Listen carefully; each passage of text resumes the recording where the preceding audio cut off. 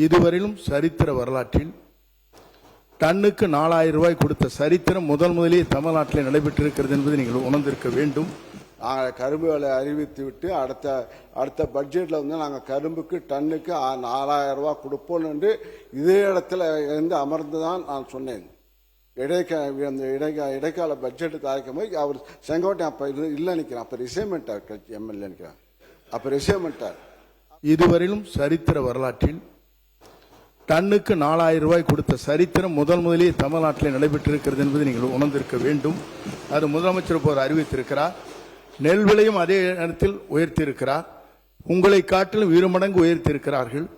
ஆகவே ஒரு வரலாற்றை இன்றைக்கு தமிழ்நாட்டில் படைத்திருக்கிற ஒரு முதலமைச்சராக, விவசாயியை வாழ வைக்கிற முதலமைச்சராக இன்று இருக்கிறார் என்பதை நாடு அறிந்து கொண்டிருக்கிறது. உங்களுக்கு தெரியவில்லை என்பதுதான் வேதனையாக இருக்கிறது. பேரவைத் தலைவரே, நாங்கள் இப்ப நாங்களும் கடந்த இதே இடத்துல உட்காந்து சொன்னேன். நாங்கள் கரும்பு விலை அறிவித்து விட்டு அடுத்த பட்ஜெட்டில் வந்து நாங்கள் கரும்புக்கு டன்னுக்கு 4000 ரூபாய் கொடுப்போம் என்று இதே இடத்துல இருந்து அமர்ந்து தான் நான் சொன்னேன். இடைக்கால பட்ஜெட்டு தயாரிக்கும் போது அவர் செங்கோட்டையன் அப்ப இல்லை நிற்கிறான், அப்ப ரிசைன்மெண்ட் எம்எல்ஏ நிற்கிறான், அப்ப ரிசைன்மெண்ட். அப்ப வந்து இல்லை 4000 ரூபாய் கொடுப்போம்னு சொல்லி அந்த இடத்துல உட்காந்து அறிவிச்சேன்.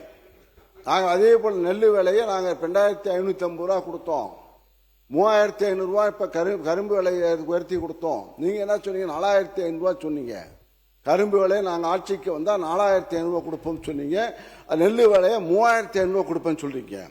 அதான் சொன்னேன். இப்ப கிள்ளி கொடுப்பேன்னு சொல்லி 3 மாசம் கொடுத்தீங்க, போக கொடுப்பீங்க நம்பிக்கை இருக்கா தெரியல. ஏன்னா இப்ப நீ சொல்லிட்டா, முதலமைச்சர் சொல்லிட்டா நிதிநிலை வேளாண்மை துறை அமைச்சர்